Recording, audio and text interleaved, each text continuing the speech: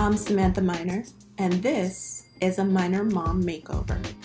Being a mom of 7, I know life can be hectic, and we often lose ourselves in motherhood. This podcast is a Christian, judgment-free zone where my guests and I talk about real-life topics like dating, owning businesses, as well as share beauty, health, and wellness tips to help you look and feel your best. This is a makeover from the inside out.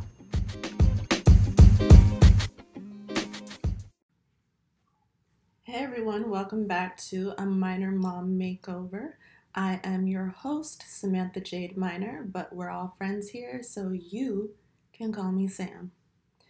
Okay, I come up with episode ideas way in advance, but sometimes I'll see something that comes to me in the moment, like something that'll make me have a thought, and then I want to share that thought with others and turn it into an episode. So I was on a road trip and I was by myself. I do that from time to time so I can clear my head. It's just me, the open road, and God. And I feel like a lot of people feel a connection to God when they're by themselves and they're driving. So this one particular day, I'm driving south, and I saw on the other side of the highway, going in the opposite direction, so going north, there was the remaining of an accident. The police, the tow truck, everything was there. Now, as we know with accidents, there was an extremely long line of cars with traffic backed up for miles.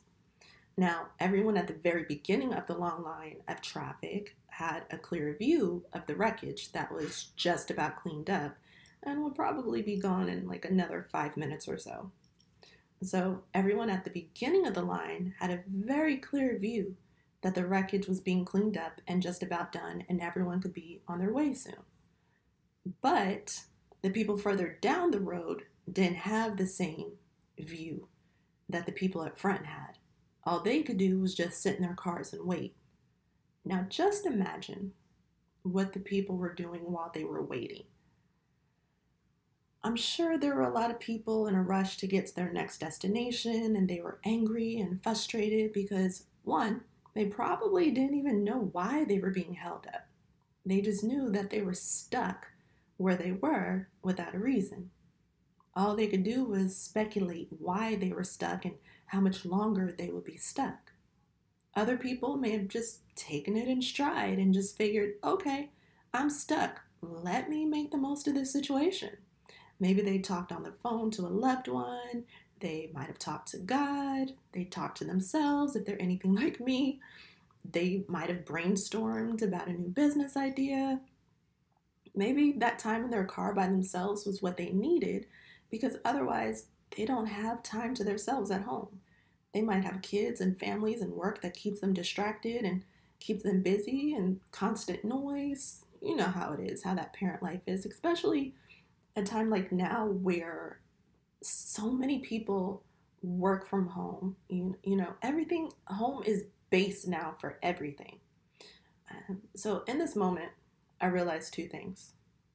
One, we never really know what's holding us up in life. We never really know how close we are to being done, being held up in a particular season that we're currently in. We don't know what caused that season, and we don't know how long we're in that season. From the point of view that I saw driving by, and from the point of view of all the people at the beginning of the traffic, we all saw that the mess was being cleaned up and traffic was going to start flowing along within the next few minutes. But other people's frustration was mounting, and they were probably getting even more and more irritated, not knowing that they're coming out of that season, out of that waiting time. They just had to hold on and be patient just a few minutes more. It's like the tow truck, the police, or whoever cleans up the mess of the accidents. Like, I looked at that as that's God up ahead clearing up our messes. So he might have us in a certain place, a certain season at a certain time, because he's already up ahead cleaning it up before we get there, so we don't even have to deal with it. The second thing that I realized is how we act and how we handle the waiting season means a lot. Are we those people in a waiting season that are frustrated because we're waiting and we don't know what's going on up ahead and we don't know how much longer we're in that season? Or are we the people that's going to take advantage of that waiting season that we're currently in and making the most of it and learning and growing from it? A while back, I learned about the fruits of the Spirit, one of which is patience. Now, I already knew that I wasn't a very patient person, but as I grew, I learned how to be patient, or so I thought. The fruit of the Spirit, that is patience, is not about you waiting something out, but it's actually how you act while you're waiting. Are you remaining grateful while you're waiting? Or are you complaining and expecting the worst? Proverbs chapter 3, verses 5 through 6 says, "Trust in and rely confidently on the Lord with all your heart, and do not rely on your own insight or understanding. In all your ways, know and acknowledge him, and he will make your paths straight and smooth." Now, I'll be the first to admit, I would get upset anytime I felt stuck. I would come up with my own plan of actions to get out of whatever it was without consulting God. Now, I wouldn't dare do that now. I seek God for all of my answers and next moves. If I find myself in a season that I feel like I've been in for a long time, I ask Him, what is it I'm supposed to learn while I'm here? What is it you want me to do in this time? Now, I'm far from perfect, so I still have moments of doubt, frustration, and I get tired, but that's when I have to take control of my thoughts and shift them back to God and His Word. I mean, that's what it's there for. So, as I think about the people that were in that long line of traffic, just waiting to get to where they were going. But like I said, the accident was being cleaned up ahead. And again, I do believe that God is up ahead of us cleaning up messes. Sometimes they could be messes that we've made ourselves or messes that someone has in store for us, and He's just trying to get some things taken care of before we get to our next destination. So, what are you doing in your waiting season? Are you making good use of your time? Are you asking God what He's preparing you for? Or are you doing what I've done in the past and sitting and griping and being frustrated? If you find that you are in a current season of waiting,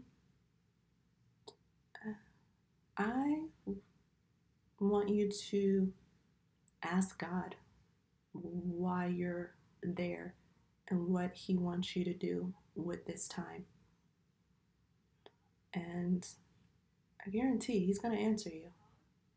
You just have to ask. If you enjoyed this episode, leave me some stars. Leave me some comments. Find me on social media, Samantha Jade Minor. I think on Twitter, I'm Sam J Minor. But on Instagram, I am at Samantha Jade Minor. If you really want to connect with me, SamanthaJadeMinor.com. And share this episode. Please share it with anyone you think can benefit from it.